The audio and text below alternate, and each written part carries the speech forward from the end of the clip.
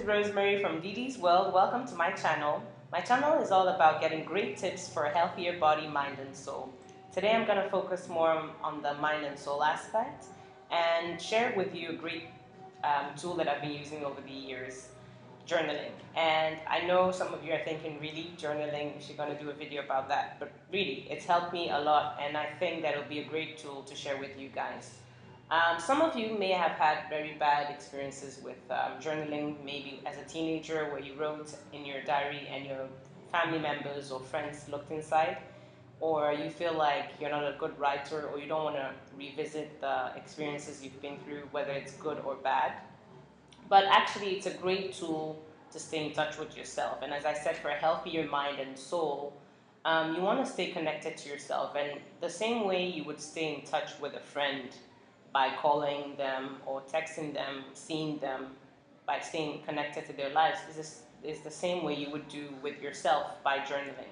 So when you journal, basically, it could be a book, it could be a regular diary. I have a great app that I'm using called Penzu, so penzu.com, and it's an online app that allows you to write in your journal. It has a password, so you don't have that fear of somebody going inside there. And yes, people may be thinking it's the internet, it could be anywhere, before you know it, it's online, but really nobody's that much interested in your life to go and look in a random journal that they don't know about.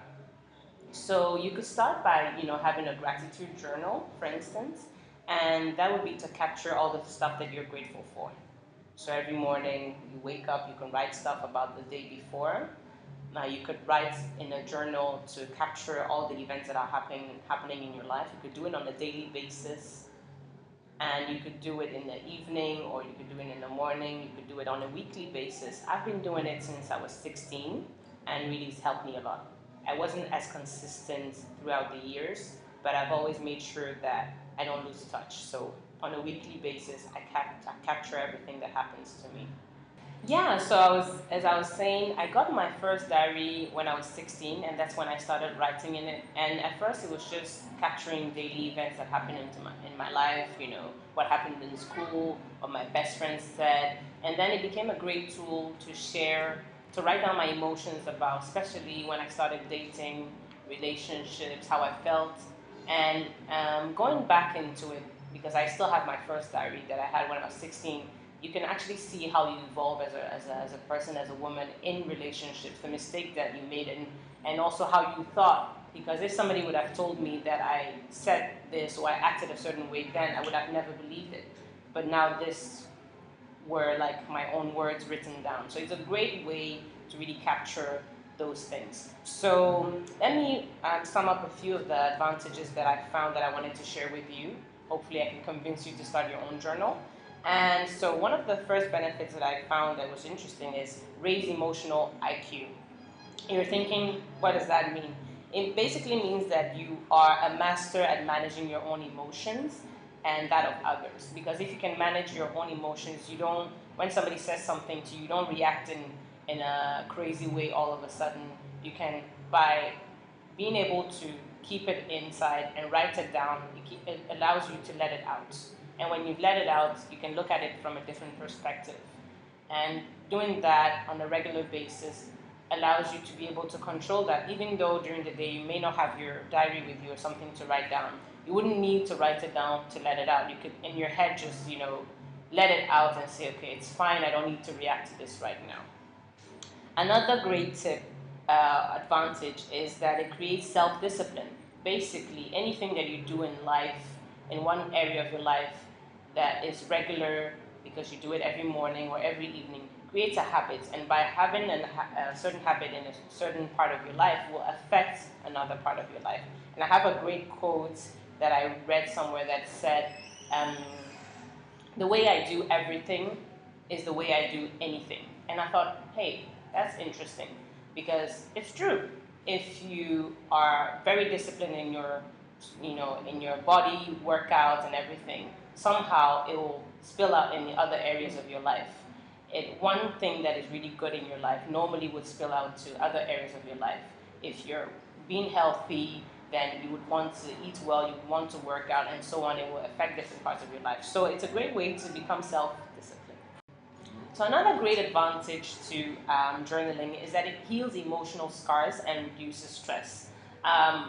I read that there's a lot of research that's been done that by journaling it allows you to reduce stress because everything you go through in life. Can you imagine not being able to tell your best friend or somebody close to you what's going on in your life because they're just not around, or you can't really think, you can't put your feelings into words, but by putting them down and not worrying about the writing style or grammar errors or anything, you could just put it down in any language that you want, in codes or whatever. It allows you to calm down and to look at things from a different way and basically feel better about yourself. Healing the emotional scars, because by putting things down, you can analyze them better and translate them. And if it makes sense, then you're okay. And when you're okay, then you're not so stressed. So another advantage is that it captures your life history.